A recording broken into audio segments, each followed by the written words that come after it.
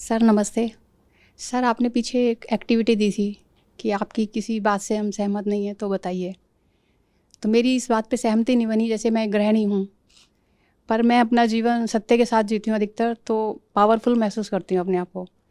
पर मैं जो बाहर जगत में वर्किंग लेडीज़ को देखती हूँ, उन लोगों को भी देखती हूँ कि बहुत दबी हुई ज़िंदगी या डर डर के कंप्रोमाइज़ करके जीते हैं। तो आप कहते हैं कि हर लेडीज़ को काम करना चाहिए, पर मैं कहती हूँ जो काम करने वाली लेडीज़ को देख रही हूँ, मैं अपने से नीचे पाती हूँ उन लोगों को। तो मैं तो नॉन वर्किंग होते हुए भी सत्य के साथ अच्छा जीवन जी रही हूँ। तो मेरी सहमति आपसे इस बात पे नहीं बनी कि हर लेडीज़ को जैसे, तो मेरा कहना है कि सत्य के साथ अगर आप जी रहे हो तो इसमें वर्किंग और नॉन वर्किंग का शायद कोई फ़र्क ना पड़े। वर्किंग नहीं होता, स्वावलंबन होता है। स्वावलंबन घर वाली भी हो सकता है, काम करती है। वर्किंग माने कामकाजी तो वो भी है, स्वावलंबन। रही बात काम करने पर भी दबे होने की, तो वो जो बाहर काम करती हैं, अगर वो दबी हुई हैं तो उनसे ज़्यादा तो मैं दबा हुआ हूँ। मैं भी खूब दबा हुआ रहता हूँ, खूब तनाव में रहता हूँ। तो इससे ये थोड़ी सिद्ध हो जाता है कि जो लोग घर में रहते हैं वो मुझसे श्रेष्ठ हो गए।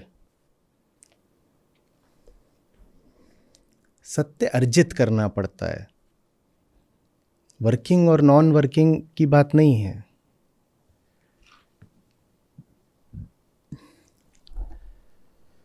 स्वावलंबन समझती हैं ना।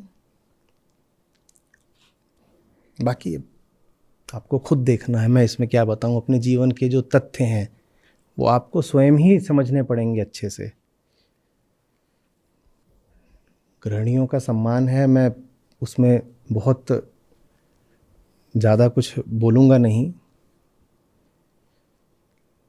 लेकिन गृहिणी होने का तथ्य क्या है ये तो आपको खुद ही देखना पड़ेगा अपने जीवन में। जो शरीर है ना, ये शरीर भौतिक है और इसको चलाने के लिए भौतिक संसाधन चाहिए होते हैं। रोटी मेटाफिजिकल तो नहीं होती ना, यह होती है। आज तक किसी ने अलौकिक पराभौतिक रोटी देखी है क्या? रोटी रोटी रोटी कैसी होती है? फिजिकल। और हर फिजिकल चीज़ पैसे से आती है। अगर शरीर ही चलाने के लिए वो जो पैसा है वो अपना नहीं है तो काहे की मुक्ति? कौन सी मुक्ति?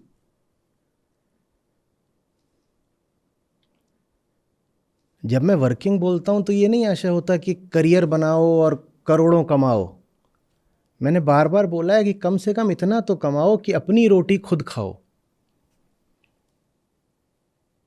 और मुझे बहुत अभी ये बोलते हुए संभल के कहना पड़ रहा है, क्योंकि मैं बोलूँगा तो गृहिणियाँ आहत जल्दी हो जाती हैं।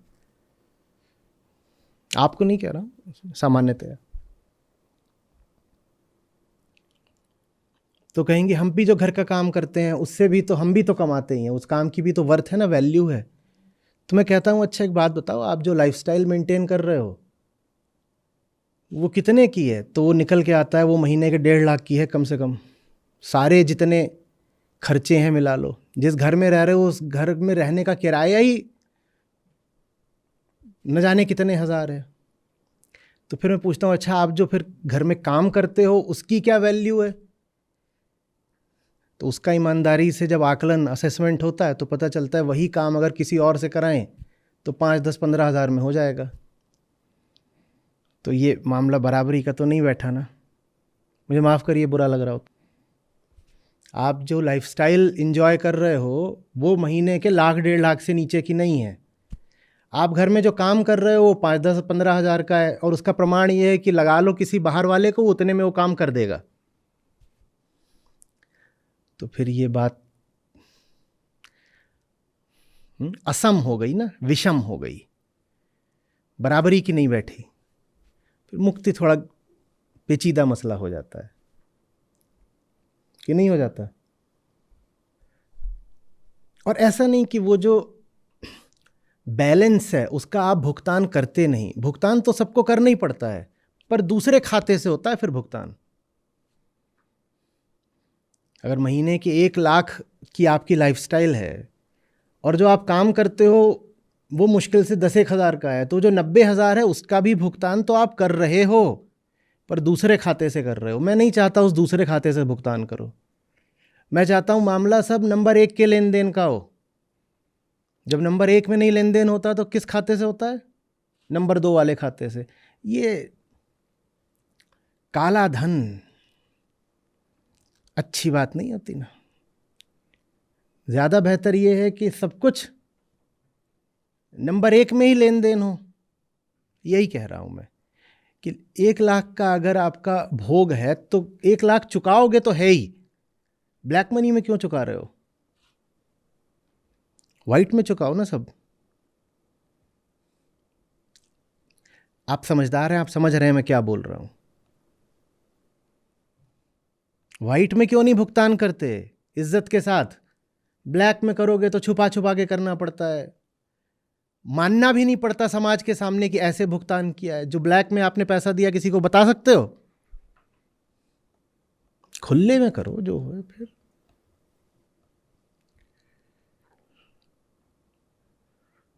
आहत कर रहा हूं तो क्षमा करिएगा, मेरा कोई इरादा नहीं, और हो सकता है मैं पूरी तरह गलत हूं। मैं गलत हूं तो मैं स्वीकार करने मुझे कोई शर्म नहीं है, मैं गलत हूं। क्योंकि आपकी बात है, आपका दिल ही जानता है सच्चाई क्या है उसकी। मैं गृहिणी नहीं हूं तो मैं कितना भी कह लूं, मैं बाहर बैठ करके कहीं ना कहीं थोड़ा बहुत तो अनुमान ही लगा रहा हूँगा। भले ही मैंने कितना भी देखा हो, फिर भी मैंने उस बात को जिया तो है नहीं। तो हो सकता है मैं गलत हूं। मैं गलत हूं तो मुझे क्षमा कर दीजिएगा, पर मुझे जो लगता है वो मैंने बता दिया। देखिए, ये बहुत बार पहले भी बोला है, फिर बोले देता हूं, there are no free lunches. इस जगत में कोई बहुत स्वार्थी हो सकता है, कोई कम स्वार्थी हो सकता है, पर सब रिश्ते स्वार्थ के होते हैं, ये नियम है। तो कोई आपको बैठा करके 1 लाख की लाइफस्टाइल मुफ्त में नहीं देगा। आप भुगतान तो कर ही रहे हो। ये आपने जो अपने लिए एक स्वार्थवश कल्पना महल बना रखा है ना, कि वो तो मुझसे सब इतना प्रेम करते हैं कि मुझे फ्री में सारी लग्जरीज दे रहे हैं, या जो भी मुझे दे रहे हैं। कोई किसी से प्रेम के नाते कुछ नहीं देता। प्रेम तो सिर्फ ये जानते हैं या तो संत या तो ज्ञानी। पति पत्नी कहां से प्रेमी हो जाते हैं भाई? पति पत्नी में तो रिश्ते की शुरुआत ही स्वार्थ से होती है। आप जब लड़की देखने आते हो, ये देखने आते हो किसका कल्याण कर दूं, शुरुआत ही स्वार्थ से होती है कि दिखने में कौन सी बढ़िया है, भोगने में कौन सी बढ़िया है। लड़की तो विशेषकर ऐसे ही देखी जाती है कि भोगने में मस्त रहेगी कि नहीं रहेगी। शुरुआत ही स्वार्थ से है। लड़की भी यही देखती है, कमाता है कि नहीं कमाता। आप किसी निठल्ले बेरोजगार से शादी करोगी क्या? करोगी? एकदम ऐसे ही घूम रहा है वो, कुछ नहीं, ना अता न कमाने का, ना कहीं कुछ बसने का, करोगी? आप भी स्वार्थ देख के ही विवाह करती हो। जब शुरुआत ही स्वार्थ से हो रही है तो आगे भी स्वार्थ ही चलता होगा ना। तो कोई आपको घर बैठा के मुफ्त क्यों खिला रहा होगा, पागल? कि खिला सकता है कोई किसी को घर बैठा के? पर सबको यही मानना है, नहीं तो मुझसे तो इतना प्यार करते हैं कि मुझे फ्री में सब दे देते हैं। हाय रे,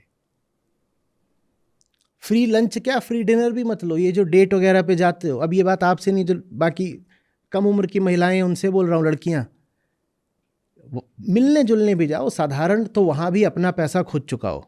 किसी से 1 रुपया मत लो।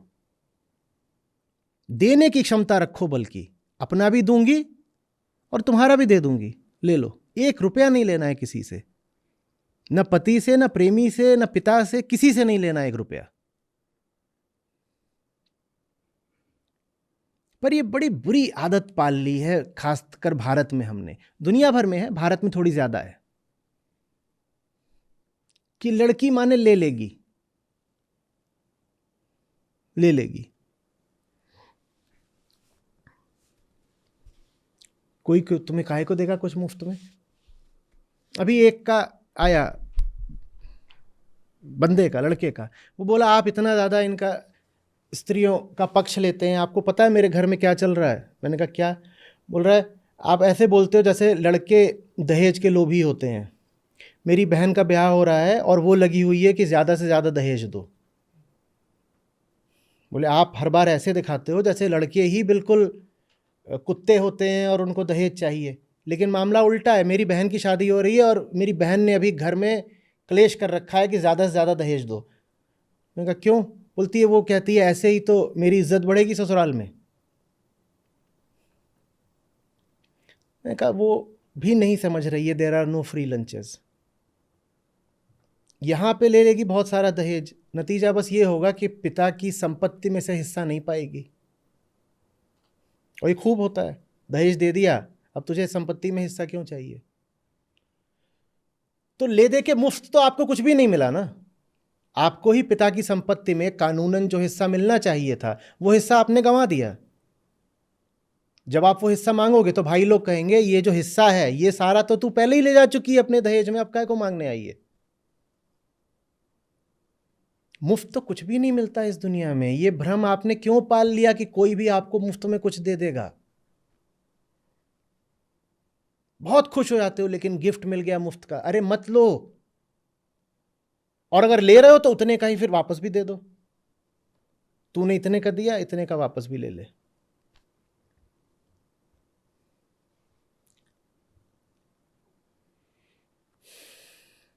और ये तो करो ही मत कि ना नौकरी है ना चाकरी है, ब्याह करके बैठ गए। मैं कैरियरबाजी करने को नहीं बोल रहा हूं, मेरी बात सूक्ष्म में थोड़ा समझिएगा। मैं नहीं कह रहा हूं कि आप जा करके किसी बैंक में वाइस प्रेसिडेंट बने ज़रूरी है। मैं उस होड़ में पढ़ने को नहीं कह रहा हूं। स्वावलंबन दूसरी बात होती है ना, फाइनेंशियल इंडिपेंडेंस, मैं उसकी बात कर रहा हूं। और उसके लिए बहुत नहीं कमाना होता, उसके लिए बस इतना कमाना होता है कि अपने साधारण खर्चों के लिए मैं किसी पर आश्रित न रहूं। ये दो चीज़ें हैं जो जुड़ी हुई हैं एक दूसरे से और दोनों को खत्म होना चाहिए, एक डावरी और एक एलिमनी। और दोनों बहुत ही घटिया चीज़ें हैं और दोनों में ही स्त्रियों का ही पतन है। दहेज में भी स्त्री ही गिर रही है और अब पति से नाता तोड़ दिया फिर भी पति के ही टुकड़ों पर जी रही हो, ये भी कितनी घटिया बात है ना। एलिमनी, जिससे रिश्ता तोड़ दिया अब उससे पैसे भी क्यों लेने हैं? क्यों लेने हैं? रिश्ता था फिर तब भी कुछ स्वीकार कर सकते थे, अब तो एकदम ही तुमसे कुछ नहीं ले सकते, 1 रुपया भी नहीं ले सकते। अब रिश्ता नहीं है भाई। अपनी खुददारी की कुछ बात होती है कि नहीं होती है? लेकिन आदत लग गई है लेने की। और मैं कह रहा हूं ले आप सकते नहीं, दुनिया में कुछ भी मुफ्त मिलता नहीं, बस आपको पता भी नहीं होता आप भुगतान कहां से कर रहे हो। अच्छा, और बिल्कुल ऐसा बहुत बार होता है कि जो स्त्री थोड़ा बाहर निकलती है, कामकाजी बनती है, उसकी हालत बाहर बाहर से ज़्यादा खराब नज़र आती है। मैं मानता हूँ बिल्कुल ऐसा होता है। शुरुआत में ऐसा ही लगेगा क्योंकि वो बाहर का भी संभालती है, घर से भी वो जिम्मेदारियाँ कोई मुक्त तो हो नहीं जाती, तो वो दूने दबाव में नज़र आती है। उसका चेहरा आप देखोगे जुड़ा हुआ चेहरा होगा बिल्कुल, दफ्तर का भी दबाव, घर का भी दबाव। और उसकी तुलना में आप गृहिणी का चेहरा देखोगे तो ज़्यादा शांत लगेगा, ज़्यादा संतुष्ट लगेगा, ज़्यादा सुसज्जित भी लगेगा क्योंकि उसके पास समय है सज्जा वगैरह करने का। जो कामकाजी महिला है उसका तो आप उजड़ा चमन नहीं पाओगे। लेकिन इससे ये अर्थ नहीं हो गया कि जो घर में है गृहिणी वो अनिवार्यतः बेहतर स्थिति में है। काश कि ऐसे निस्वार्थ पति होते जो पत्नियों को निस्वार्थ भेंट दे रहे होते। अगर ऐसे हो तो कोई बात नहीं, हो सकता है आप अपवाद हो, आपको ऐसा कोई देवतुल्य पति मिल गया हो, फिर तो मैं कुछ नहीं कहता। मैं कहता हूं मिले, सबको मिले, सब देवों को देवियां मिले, सब देवियों को देव मिले। लेकिन ऐसा होता नहीं है ना बाबा, कोई किसी को मुफ्त कुछ नहीं देने वाला। देता है कोई? फिर बल्कि कोई आपको कुछ दे और पैसे बता के दे तो गनीमत मानिए। ये सौदा खरा खरा है, जैसे दुकान में होता है, ये रहा माल, हाँ जी कितने का है जी, 550 रुपये, ठीक। यहाँ बेईमानी नहीं हो रही है, माल भी दिया और दाम भी बता दिया। बिल्कुल चौकन्ने हो जाइए जब कोई कहे ये ले लो और आप कहें दाम, तो गैर जी दाम की क्या ज़रूरत है, वो अब आपसे 550 नहीं 5000 वसूलेगा। उसको पता है दाम ना बता के 550 से ज़्यादा मिलेगा, इसीलिए वो 550 वाला दाम बता नहीं रहा है। जो दाम ना बताए उससे तो बहुत सतर्क हो जाना चाहिए। कोई दाम ना बताए तो एकदम रख दीजिए, कहिए नहीं चाहिए अपने पास, और अगर देना चाहते हो तो जो सही सही दाम है बता दो, लिखित में बिल काटो और नंबर 1 में उसका भुगतान लो। पहले 10-1 साल पहले अद्वैत में एक काम करती थी, बड़ी हंसोड़ थी, बंगाल से। तो एक दिन वो हंसते हुए बोलती है, half of my friends have been led for a masala dosa. Half of my friends have been led for a masala dosa. माने एक मुफ्त का डोसा खिला दो और ये कमरे में चलने को तैयार हो जाती हैं।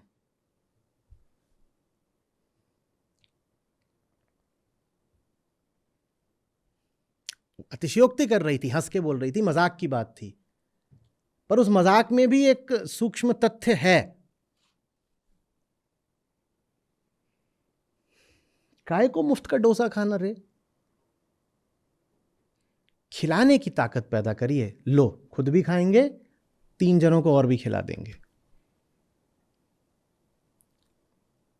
कहते हैं स्त्री अन्नपूर्णा होती है।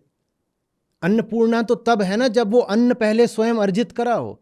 सच में अन्नपूर्णा बनी है ना, मैंने कमाया, मैंने बनाया, अब सबको खिलाया, तब हुई ना आप अन्नपूर्णा। और मैं बिल्कुल तैयार हूं कि मैंने एक एक बात जो बोली है वो गलत है, तो बुरा मत मानिएगा, मैं ऐसे ही हूं। सर मेरा प्रश्न एक्टिविटी में भाग लेने का था। और भी इसके पक्ष होते हैं ना, कमाना सिर्फ कमाना नहीं होता, कमाने के लिए थोड़ा दुनियादारी समझनी पड़ती है। कमाने बाहर निकलो तो उसके साइड बेनिफिट्स भी होते हैं, उसके नुकसान भी होते हैं, जानता हूं। दुनियादारी की चक्की में पड़ो तो आदमी पिसता भी है, समझता हूं इस बात को, लेकिन अगर घर से बाहर निकलो तो उसके लाभ होते हैं। थोड़ा सड़क की धूल खाओ, थोड़ा आटे दाल का भाव पता चले, थोड़ा देखो दुनिया कैसी कुटिल कपटी है, देखो दुनिया में कैसी जोड़ तोड़ चलती है। ये सब जब जानोगे, रंग महल के तौर तरीके ढर्रे, तभी तो दिखाई देगा ना कि जाल कैसे बुना जाता है और कैसे फेंका जाता है, तभी तो बच पाओगे। अगर घर से बाहर ही नहीं निकलोगे तो दुनिया का क्या पता चलेगा, ये चलेगा? तभी कदर भी कर पाओगे। घर में बैठे ही रहने से एक तरह की डम्बनेस आ जाती है, वो भोलापन नहीं होता, वो डम्बनेस होती है। कुछ ना आता ना पता, बस घर में है और घर की दुनिया अपनी, छोटा सा घोंसला, और बहुत हुआ तो टीवी।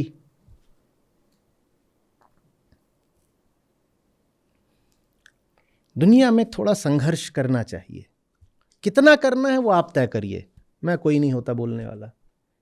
पर मेरी विनम्र राय ये है कि थोड़ा सा दुनिया में जाके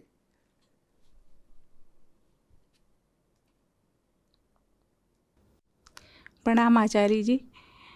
आचार्य जी, मैं ठीक से मतलब अपनी बात क्वेश्चन को शायद नहीं बोल पाऊँगी।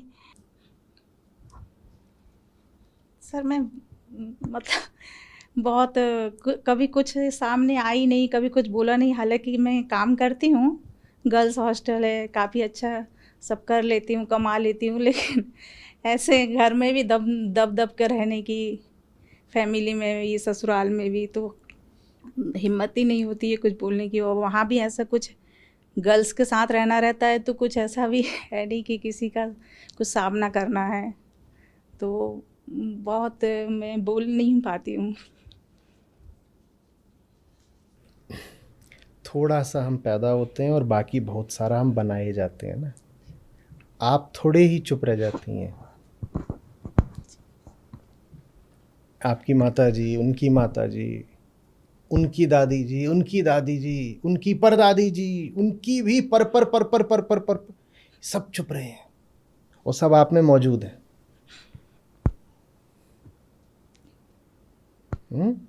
आप इतनी सी हैं और बाकी सारा इतना क्या है? अतीत, जो हमारे भीतर सर्जिकली इम्प्लांटेड।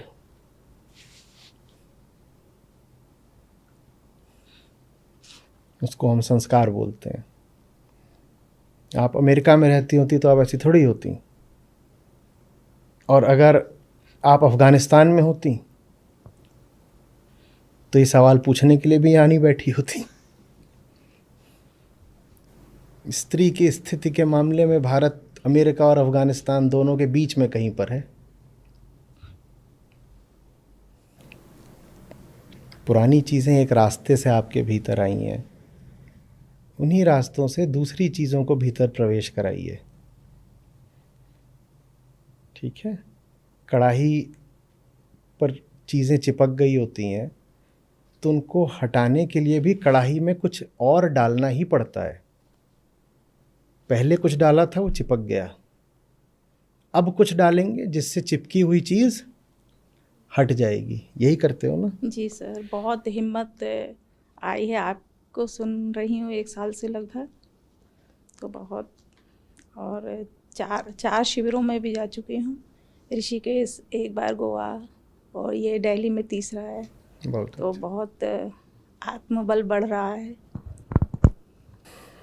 आत्मबल बढ़े जी और जितना हो सके दूसरों की मदद करिए। जी सर। जी आप अकेली नहीं हैं, और न जाने कितने हैं ना, जी। उन तक सब तक हाथ पहुंचाइए जितने भी तरीके से हो सके। सीमित तरीके से हो सके तो सीमित तरीके से ही सही। जी ठीक है? प्रयास करिए कि सब तक बात पहुंचे, समझ आए। बाकी जो होगा सो हमें क्या पता क्या होगा।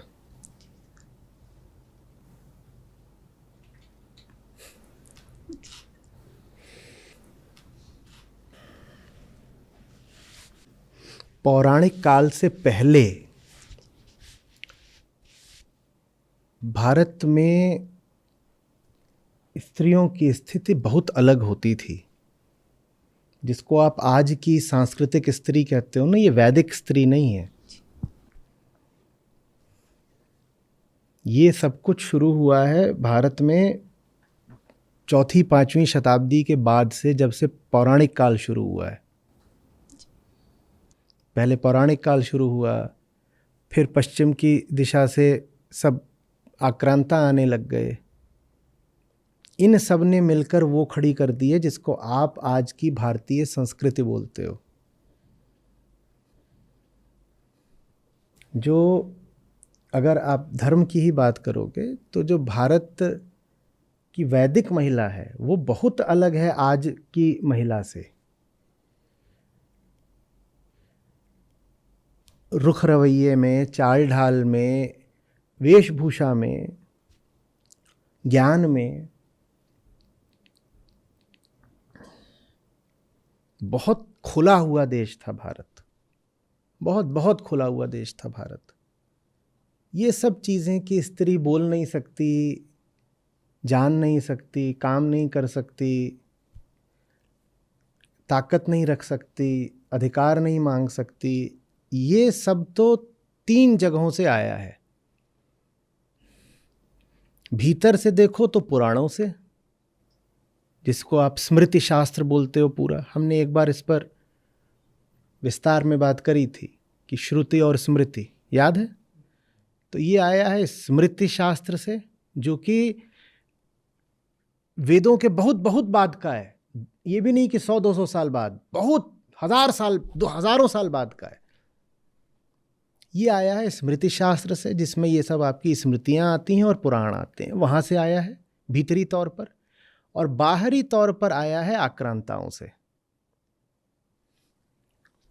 जो अफगानिस्तान की दिशा से, तुर्की की दिशा से, अरब की दिशा से वो अपनी संस्कृति लेके आए, और चूंकि युद्ध में वो जीते तो उन्होंने अपनी संस्कृति भारत के ऊपर भी लाद दी। और उसके बाद अंग्रेज़ आए, उनकी भी अपनी एक उस समय पे विक्टोरियन सेंसिबिलिटीज़ होती थी।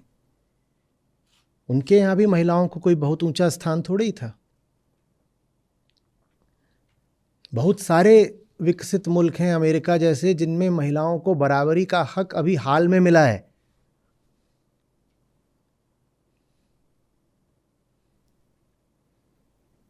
भारत में प्रधानमंत्री और राष्ट्रपति दोनों हो चुकी हैं, अब महिलाएं हो चुकी हैं ना। अमेरिका में आज तक कौन? तो जो पश्चिम से संस्कृति आई और जो अरब से संस्कृति आई, ये दोनों ही प्राचीन भारतीय संस्कृति की अपेक्षा बहुत संकीर्ण थीं, और इस कारण महिलाओं का वो हाल हो गया है भारत में जो आज आप देख रहे हैं। और इसके अलावा हमने कहा ही कि भारत के ही भीतर से ये एक पौराणिक धारा निकल पड़ी, उसमें भी महिलाओं का खूब दमन है।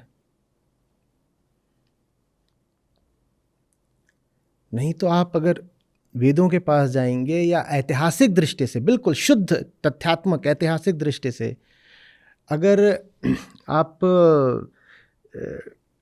ईसा पूर्व भारत में महिलाओं की स्थिति का अध्ययन करेंगे तो पाएंगे बहुत खुला मामला था। आप जितनी कल्पना नहीं कर सकती उससे ज़्यादा खुला मामला था। विचार की स्वतंत्रता, आचरण की स्वतंत्रता, जीवन की स्वतंत्रता सब थी महिलाओं के पास, और पूरा उसका उपयोग करती थी।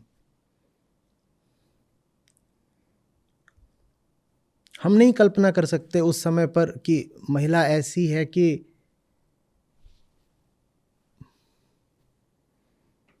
ये सब तो भारतीय महिला को बना दिया गया, थी नहीं ऐसी। तो इसलिए वेदांत है। वेदांत महिला को उसकी आवाज वापस लौटाता है। वेदांत महिला को महिला से ज्यादा मनुष्य बनाता है।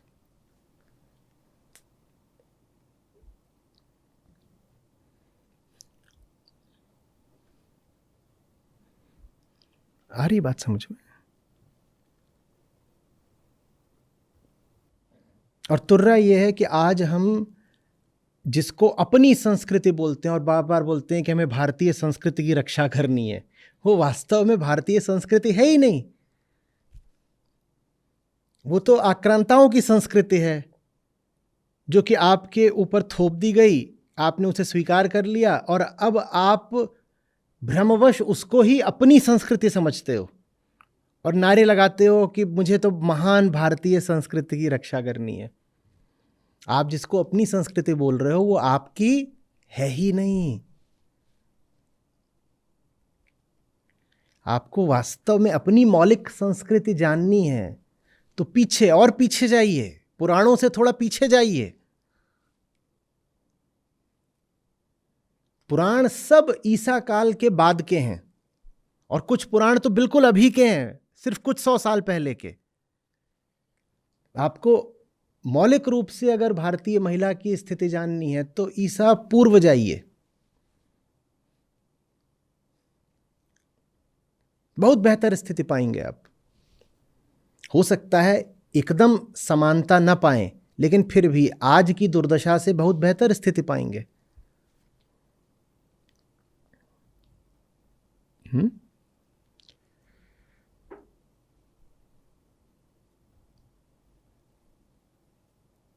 और रही सही कसर मनुस्मृति आदि ने पूरी कर दी।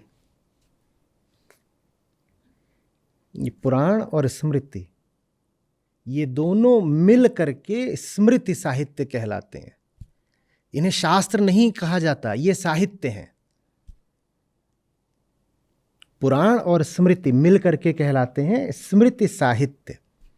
शास्त्र माने सिर्फ श्रुति होता है, श्रुति माने वेद, वेदांत।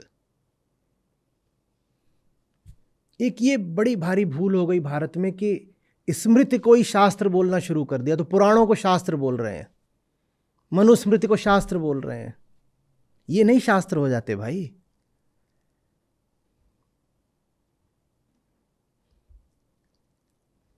शास्त्र माने सिर्फ वो जहां बात बस आत्मज्ञान की हो रही है, अहम और आत्मा, जिसके ये प्रतिपाद्य विषय हो उसको शास्त्र बोलते हैं। जहां बात मिथ की है और समाज की है और सामाजिक नियमों की है, वो शास्त्र थोड़ी कहलाएगा।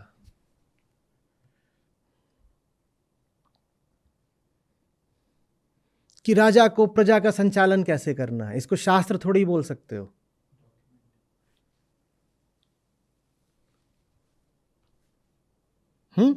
कि फलाना अपराध करने पर कैसी कैसी सजा मिलनी चाहिए, ये शास्त्र थोड़ी हो गया।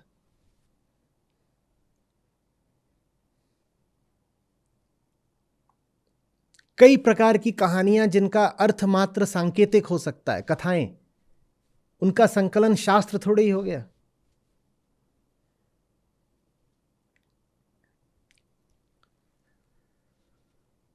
श्रुति शास्त्र है।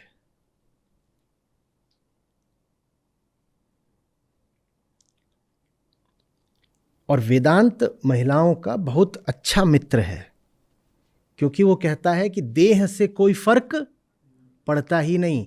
आप चेतना हो जो मुक्ति की अभिलाषी है,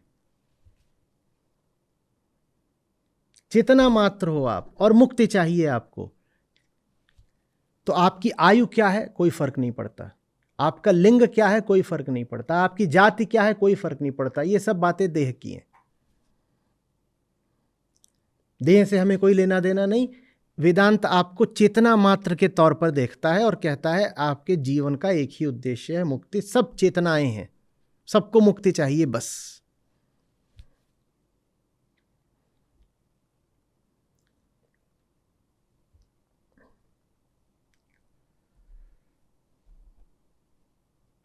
समझ में आ रही है बात?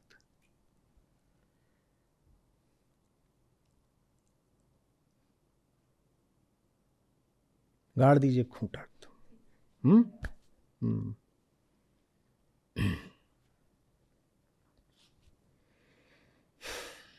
आचार्य नमस्ते। आपसे जुड़ने के बाद में मुझे लगा कि दो गलतियां मेरी हुई हैं इसमें। एक तो ये कि मुझे ये जीवन जो है आसन लाइफ के लिए नहीं है, और मैंने शादी जो करी थी आसन लाइफ के लिए की थी कि नॉन वर्किंग से कि लाइफ आसान रहेगी। और अभी पता लगता है कि जीवन हमारा आसन लाइफ में हमारा बहुत मेहनत करने के लिए है, सही से मेहनत करने के लिए है, और निस्वार्थ निष्काम होकर के काम करने के लिए है। दूसरा, स्त्री हो या पुरुष हो, हमें इससे ऊपर जेंडर इरेलेवेंट होना है, वो भी आपने बताया। तो जेंडर डिस्क्रिमिनेशन और रेलेवेंट में मुझे लगा कि जेंडर रेलेवेंट होना बड़ी बात है, हमें जेंडर रेलेवेंट होना चाहिए। मेरा यहाँ पर ये कहना, मैं आज भी इनसे ये कह रहा था कि तुम काम कर रही हो, हम बहुत अच्छे दीजिए, लेकिन आज हो सकता है तुम डॉक्टर होती, तुम पढ़ती पहले कहीं पढ़ाई में तुम्हारा रुझान होता उस तरीके से, बीए किया इन्होंने बीकॉम, लेकिन एक जाति बीकॉम करके कुछ कर सकती थी आगे और अच्छा हो सकता था, है ना। You could have become a better doctor than me, है ना, मेरे से भी अच्छे डॉक्टर हो सकते थे। तो हमारी बहस चल रही थी 2-3 दिन से, आपसे सवाल पूछने से पहले इस बात से। मैं आपकी साइड में हूँ सर, मैं बिल्कुल, मैं इनकी साइड में हूँ। तो और मुझे मालूम है कि आपके साइड होने से भी इसको ये बुरा नहीं मानेंगे इस बात को कि भाई नहीं, बात यहाँ देखिए भाई, मैं तो महिलाओं की साइड रहता हूँ हमेशा। नहीं सर, मैं महिला और पुरुष नहीं तो देख रहा हूँ, मैं एक चेतना की तरह देख रहा हूँ कि दोनों चेतना दोनों बराबर हैं बिल्कुल। लेकिन सर यहाँ मैं ऐड करूँगा कि हमारी जो सोसाइटी जिसमें हम रह रहे हैं वो अभी उसके लिए परिपक्व नहीं है। इनका सवाल कहाँ से आया इन्होंने वो नहीं बताया अभी तक, मैं बता देता हूँ। इनके ये कई लोगों को जानती हैं जो जैसे वो स्वावलंबित हैं, स्वावलंबन है उनको, मतलब काम कर रही हैं, ऑफिस में पढ़ा रही हैं, स्कूल में, उनकी सैलरी पता लगा कि उनके हस्बैंड के खाते में जा रही है और वो 10 रुपये अपनी मर्जी से खर्च नहीं कर सकते हैं। डॉक्टर हैं सर, मैं जानता हूँ कि जो डॉक्टर होने के बाद भी उनकी जो लाइफ है ना इतनी गई गुजरी है, अपना ससुराल में हस्बैंड के सामने किसी का कोई सपोर्ट नहीं है, और एक नहीं सर अनगिनत को हम जानते हैं। ये सवाल उनका वहाँ से उठा है। ठीक, बहुत अच्छे, बहुत बढ़िया। ये एकदम बहुत संबंधित और इसमें प्रासंगिक पक्ष है। देखिए, मैंने बहुत बार बोला है, बाहर की स्वतंत्रता काम नहीं आती जब तक भीतरी स्वतंत्रता ना हो। आज बाहर की स्वतंत्रता के लिए आपको बहुत चीज़ें मिल गई हैं। सबसे पहले तो कानून आपके पक्ष में है। देश का जो सबसे बड़ा कानून है संविधान, वही महिलाओं के पक्ष में है। उसके बाद पिछले कई दशकों में एक के बाद एक कई कानून बनते गए हैं जो महिलाओं को कई तरीके से सुरक्षा भी देते हैं और मदद देते हैं। बाहर वो सब चीज़ें हैं आपके पक्ष में। शिक्षा आपके पक्ष में है। आज कोई बच्चा अगर सच में शिक्षित है तो उसको ये भी सिखाया जाता है कि महिलाओं को बराबरी से देखो, सम्मान से। मीडिया आपके पक्ष में है। पहले गुनाह बहुत सारे सिर्फ इसीलिए छुपे रह जाते थे क्योंकि कोई बोलने बताने वाला नहीं था। आज मीडिया है। मीडिया नहीं तो सोशल मीडिया है। कुछ उल्टा पुल्टा हो रहा, कोई भी रिकॉर्ड करके डाल देगा तो बात वो सामने आ जाती है। तो बाहर बहुत सारी चीज़ें हैं जो महिला के पक्ष में है आज, लेकिन भीतर महिला अगर आज भी बंधक हो तो बाहर जो स्वतंत्रता मिली है वो किसी काम की नहीं रहती, बल्कि बाहरी स्वतंत्रता का दुरुपयोग और हो जाता है। ये भी तो एक तथ्य है ना कि दहेज विरोधी और महिला उत्पीड़न विरोधी कानूनों का सहारा उठा करके बहुत सारी महिलाएं पुरुषों पर एकदम फर्जी मुकदमे डालती हैं और उनका शोषण करती हैं। बहुत सारी ऐसी महिलाएं हैं।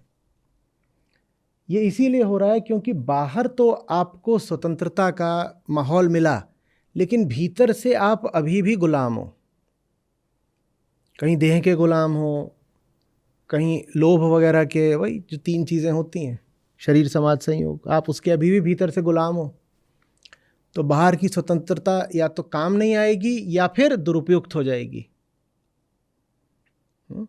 तो वो जो आप सारी बातें बोल रहे हैं कि महिला है वो काम खूब करती है लेकिन सारी तनख्वाह पति के खाते में जाती है, वो वही मसला है। बाहर तो मिल गई है आज़ादी काम भी करने की और अपना जीवन आगे बढ़ाने की, लेकिन भीतर से वो पूरी तरह गुलाम है। फिर कोई बात नहीं बनेगी, एकदम बात नहीं बनेगी। और ये हम बहुत सारी अग्रणी महिलाओं के साथ भी होते हुए देख चुके हैं कि खिलाड़ी होती हैं और उनको पूरे तरीके से मुट्ठी में रखा होता है उनके आसपास के लोगों ने। कई बार घर वाले होते हैं, पति होते हैं। अभिनेत्रियां होती हैं, उनका सारा पैसा उनके माँ बाप के खाते में जा रहा होता है और पूरा उनका जो करियर और डिसीजंस हैं वो भी घर वाले ले रहे होते हैं। तो आप हो सकता है कि एक सामाजिक हस्ती भी बन गई हो और तब भी आप भीतर से भयानक गुलाम हो। तो मैं जो बातें बोला करता हूँ, मैं उनसे बोला करता हूँ ना जो मेरे पास आते हैं। जो मेरे पास आते हैं माने वेदांत के पास आते हैं, तो मैं उनसे जो बात बोलता हूँ वो इस अनुमान पर, इस आधार पर बोलता हूँ कि वेदांत के पास तो वो हैं ही, माने आंतरिक स्वतंत्रता तो उनको अब धीरे धीरे मिल ही रही है। तो मैं कहता हूँ कि अब आप बाहरी स्वतंत्रता भी लीजिए, लेकिन जिसके पास आंतरिक स्वतंत्रता नहीं है उसको बाहरी दे दो तो वो उसके अपना और नाश ही कर लेगी, चाहे स्त्री हो चाहे पुरुष हो, कोई हो। जो भीतर से अभी गुलाम है उसको बाहर आप अधिकार दे दो तो बंदर के हाथ में तलवार। समझ रहे? तो दोनों चीज़ें ज़रूरी हैं, दोनों। बाहर के जो हक मिलने थे अब वो मिल चुके, बहुत हक मिल गए महिलाओं को। पुरुष तो शिकायत करते हैं कि सारे हक महिलाओं को ही मिले हुए हैं कानून में, लेकिन भीतर से जो महिला की मुक्ति और तरक्की होनी है वो नहीं हो पाई है। वो होनी ज़रूरी है और वो भी उन्हीं 2 तरीक़ों से होगी जिसकी बात उपनिषद करते हैं। अविद्या भी चाहिए और विद्या भी चाहिए। ये दोनों जैसे जैसे स्त्री को मिलते जाएंगे वो भीतर से फिर स्वतंत्र होती जाएगी। और इसमें कोई शक नहीं कि भीतरी स्वतंत्रता बाहरी स्वतंत्रता से ज़्यादा मूल्य की होती है। जीवन में कोई ऐसी स्थिति आ भी सकती है कि बाहर आपको परतंत्र होना पड़े, होता है, लेकिन अगर आप भीतर से आज़ाद हैं तो वो समय फिर धीरे धीरे कट जाता है। लेकिन अगर बाहर जीवन भर आप आज़ाद रहे और भीतर गुलामी ही है तो सारा व्यर्थ गया जीवन। बहुत आवश्यकता है अध्यात्म की महिलाओं को बहुत बहुत आवश्यकता है। नहीं तो ये सारा सशक्तिकरण का कार्यक्रम सब व्यर्थ है, उल्टा पड़ेगा। पुरुषों ने ताने कसने शुरू ही कर दिए हैं। वो कहते हैं महिला को आज़ादी दो, तो वो उद्यमी उपद्रवी हो जाती है, नाश कर लेती है अपना भी और दुनिया का भी। ये खूब कहने लगे हैं पुरुष अब। पुरुषों को ये अधिकार मत दीजिए, ऐसा मत होने दीजिए। अध्यात्म बहुत ज़रूरी है, और अध्यात्म से बहुत सारी महिलाएं बचती हैं, खासकर पढ़ी लिखी, क्योंकि उनमें ये धारणा डाल दी गई है कि धर्म ही उनकी बेड़ी है। हमारी जो कॉलेज की शिक्षा है ना, वो धर्म को महिलाओं की दुर्दशा का कारण बताती है। वो यही बताती है कि महिला इतनी परेशान दबी हुई इसीलिए रही क्योंकि धर्म ने उसको कर दिया। धर्म ने नहीं करा, विकृत धर्म ने करा। महिला का शोषण विकृत धर्म ने करा। वास्तविक धर्म तो मुक्तिदाता होता है ना।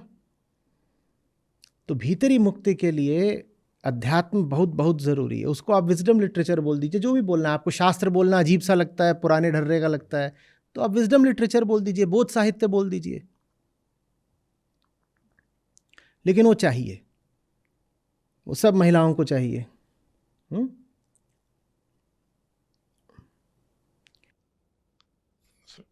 सर एक और मैं ऐड करना चाहता हूँ इसमें कि जो आज हम देखते हैं कि हम जैसे महिलाओं के लिए आपने कहा कि महिलाओं को बहुत ज़रूरी है, मैं मानता हूँ। लेकिन सर इसमें जब बात आती है कि जो मेरी अपनी ऑब्जर्वेशन है, मैं कितनी फैमिलीज को जानता हूँ कि जहाँ पर जो महिलाओं का शोषण हो रहा है, उसमें जो महिलाएं हैं जो पुरुष के साथ हैं, उसके जो फैमिली वाले हैं, वो उसमें ज़्यादा अग्रणी रहते हैं बजाय उस घर के पुरुष के अलावा, कि जो उसी घर के हैं वो ज़्यादा करते हैं। तो शायद ये उसी वही बात आती है फिर कि सभी के लिए फिर स्त्री या पुरुष जो भी है, क्योंकि चेतना उनको भी चाहिए, चेतना फिर जो शोषण कर रहे हैं वहाँ पर। आप यही कह रहे हैं ना कि ज़्यादा शोषण घर के पुरुषों द्वारा होता है। हाँ बिल्कुल। कि जो घर के पुरुष जो शोषण कर रहे हैं वो उनसे ज़्यादा उनकी उस घर की महिला करती हैं, क्योंकि वो अब घर के पुरुष हो गई हैं बजाय घर की महिला के। वो महिला नहीं रही, वो घर के पुरुष हो देखिए, गई। ये जो पूरा पैट्रियार्किकल सिस्टम है, पितृसत्ता, ये यूं ही नहीं चला है। दुनिया की आधी आबादी तो महिलाओं की है। अगर ये सिस्टम चला है तो इसलिए चला है क्योंकि इसमें महिलाओं का भी स्वार्थ है। तो पितृसत्तात्मक सत्ता का, व्यवस्था का अर्थ ये नहीं होता कि उसमें बस जो पितृदेव हैं वही फ़ायदा उठा रहे हैं। उसमें मातृदेवी भी तो फ़ायदा उठा रही हैं, और मातृदेवी ने ज़्यादा फ़ायदा उठाया है। इसीलिए पूरी पैट्रियार्की को आगे बढ़ाने में सबसे आगे तो महिलाएं ही हैं। आप अक्सर पाओगे कि महिलाओं की मुक्ति के लिए पुरुष ही ज़्यादा संघर्ष करता है, और महिला को रोकने में महिला का ज़्यादा हाथ रहता है। अपवाद हैं बिल्कुल, कोई इसमें मैं नियम नहीं बता रहा हूँ, तर्क मत करने लगिएगा। तो जब तक महिला नहीं देखेगी कि इसमें जो अपना स्वार्थ देख रही है उसमें हानि ही है, तब तक वो यही कहेगी कि ये जो सब व्यवस्था चल रही है अच्छी ही है, चलने दो इसी सिस्टम को। इस व्यवस्था में उसको सुरक्षा मिलती है ना, वो घर की देवी बन जाती है। आगे का बाहर का जितना काम है धूल धक्कड़ का, वो कौन करेगा? पुरुष करेगा। युद्ध लड़ने की जिम्मेदारी किसकी? पुरुष की। गटर में उतरने की जिम्मेदारी किसकी? दुनिया के खतरे के सारे काम करने की जिम्मेदारी किसकी? मैं महिला की दृष्टि से, जो स्वार्थी महिला है उसकी दृष्टि से बोल रहा हूं। वो कहती है बाहर के सारे झंझट पुरुष को उठाने दो ना। घर में है, घर का काम कर देते हैं तो घर में सुकून भी तो है, धूप भी नहीं है, धूल भी नहीं है। मुझे मालूम है ये तर्क ठीक नहीं है। मैं ये तर्क ये नहीं बता रहा हूं कि बहुत बढ़िया तर्क है।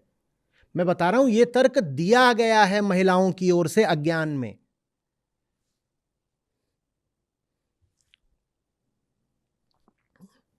दुनिया में मनुष्य को जीने के लिए बहुत सारे खतरनाक काम करने पड़ते हैं, मेहनत के काम करने पड़ते हैं। महिलाएं उन सब कामों से बची रही हैं ना पैट्रियार्की में। तो ये स्वार्थ है महिला का पैट्रियार्की में।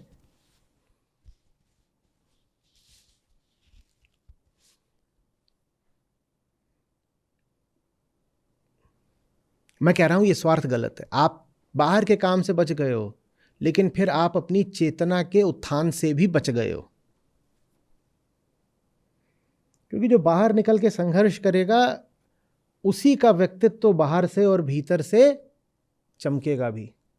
जो घर में रहेगा वो भी संघर्ष करता है, पर वो सीमित संघर्ष है। देखो, आप इस बात को मान लो। बार बार ये तर्क दोगे कि नहीं घर में हम बराबर का संघर्ष करते हैं, तो फिर मुझे कुछ नहीं कहना आपसे। बहुतों का ही तर्क रहता है कि तुम्हें क्या पता घर में कितनी मेहनत करनी होती है, मुझे कुछ फिर कहना ही नहीं। जो कभी कभी सड़क बनते हुए देखिए, अब आप बोलोगे कि मैं रसोई में जो आंच झेलती हूं और जो सड़क पे वो मजदूर आंच झेल रहे हो एक बराबर है, तो मैं तो नहीं मानूंगा आपकी बात। देखा है वहां कितनी जबरदस्त वो आग जल रही होती है। आप बोलो मेरी कड़ाही की आग और वो आग बराबर है, तो मैं, अब वो आग अगर पुरुष झेलेगा तो लाभ भी पुरुष ही उठाएगा ना।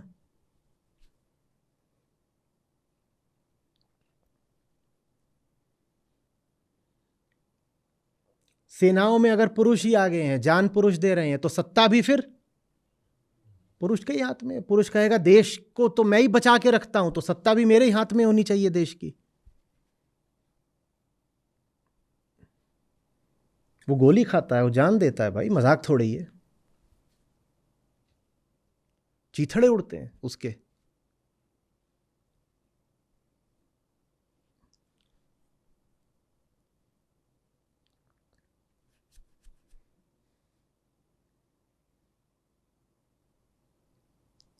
गंदा और खतरनाक दोनों ये काम है। ये जो मैन होल में, गटर में, सीवेज में उतरना पड़ता है और सफाई करनी पड़ती है, और समाज के लिए बड़ा ज़रूरी काम भी है। पश्चिम में तो मशीनें कर देती हैं, भारत में अभी भी मनुष्य करता है। मैंने तो नहीं देखा कोई स्त्री ये काम कर रही है। मैं चाहता भी नहीं कोई स्त्री ये काम करे। मैं नहीं चाहता कोई पुरुष भी ये काम करे। मैं चाहता हूँ विकास इतना हो जाए कि ये काम मशीन करे। पर मैं एक बात आपके सामने रख रहा हूँ, जब वो काम पुरुष करता है ना, तो फिर उस काम के नाते पुरुष को बहुत सारे अधिकार भी मिल जाते हैं। हल कौन चला रहा है? अब नहीं हल चलाता, अब तो ट्रैक्टर हैं, पर फिर भी तो फिर उपज पे उसको अधिकार भी मिल जाता है। यही सब देख करके बहुत सारी महिलाओं को लगता है जो सिस्टम चल रहा है वो बढ़िया है। सारे मेहनत के और खतरे के काम अधिकांशतः किसको करने दो? पुरुष को करने दो। तो फिर वो घर में बेबी बन जाती हैं। अब बेबी बनना सुरक्षा की दृष्टि से तो ठीक है, पर विकास की दृष्टि से बहुत गलत है। बेबी का कभी विकास नहीं हो पाता, वो बेबी ही रहती है जिंदगी भर। 80 साल की बेबी।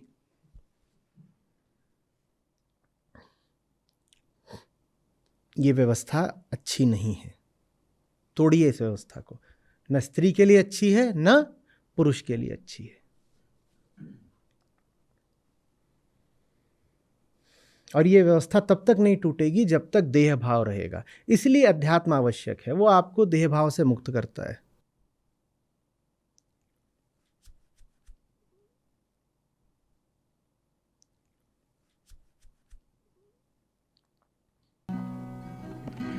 घूंघट के पट खोल रे, तुझे पिया मिलेंगे। घूंघट के पट खोल रे, तुझे पिया मिलेंगे। घूंघट के पट खोल रे, तुझे पिया मिलेंगे। घूंघट के पट खोल रे। घट घट में तेरे साईं बसत है। घट घट में तेरे साईं बसत है। कटु वचन मत बोल रे, कटु वचन मत बोल रे। घूंघट के पट खोल रे, तुझे पिया मिलेंगे। घूंघट के पट खोल रे, तुझे तुझे पिया मिलेंगे घूंघट के पट खोल रे। धन जोवन का गर्व न कीजे, धन जोवन का गर्व न कीजे, झूठा पंचरंग चोल रे, झूठा पंचरंग चोल रे, घूंघट के पट खोल रे। तुझे पिया मिलेंगे घूंघट के पट खोल रे। शून्य महल में दिया जलत है, शून्य महल में दिया जलत है, आशा से मत डोल रे, आशा से मत डोल रे, घूंघट के पट खोल रे। तुझे पिया मिलेंगे घूंघट के पट खोल रे। जोग जुगत से रंग महल में, जोग जुगत से रंग महल में, पिया पाए अनमोल रे, पिया पाए अनमोल रे, घूंघट के पट खोल रे। तुझे पिया मिलेंगे घूंघट के पट खोल रे। कहे कबीर आनंद भयो है, कहे कबीर आनंद भयो है, बाजत अनहद ढोल रे, बाजत अनहद ढोल रे, घूंघट के पट खोल रे। तुझे पिया मिलेंगे घूंघट के पट खोल रे। तुझे पिया मिलेंगे घूंघट के पट खोल रे। तुझे पिया मिलेंगे घूंघट के पट खोल रे।